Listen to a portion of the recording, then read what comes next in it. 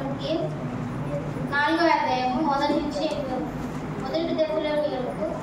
4వ అధ్యాయము మొదటి నుంచి 8 మెట్టుకు సహోదరులారా, మేము ప్రభువైన యేసు ద్వారా మీకు ఇచ్చిన ఆజ్ఞను మీరెరుగుదురు కాక మీరు ఎలాగూ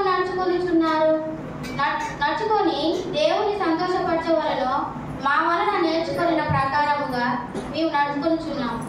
ఈ విషయంలో మీరు అంతకంతకు అభివృద్ధి నొందవలెనని మిమ్మును దేవుని వేడుకొని ప్రభువైన యేసునందు హెచ్చరించుచున్నాం.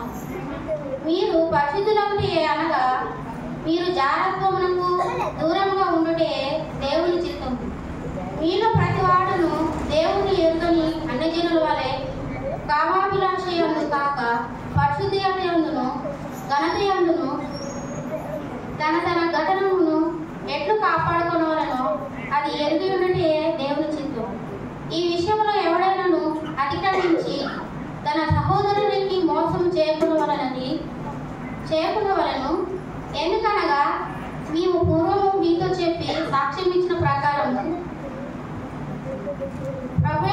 ప్రభువు వీటన్నిటి విషయమై ప్రతిదండన చేయవాడు. పరిశుద్ధులగుటకే దేవుని మనలను పిలిచెను గాని అపవిత్రులుగా ఉండుటకు పిలవలేదు. కాబట్టి ఉపేక్షించేవాడు మనుషులను ఉపేక్షింపడు, కానీ మీకు తన పరిశుద్ధాత్మను అనుగ్రహించిన దేవుణ్ణి ఉపేక్షించుచున్నాడు. ఇంతటితో బైబిల్ పాఠం.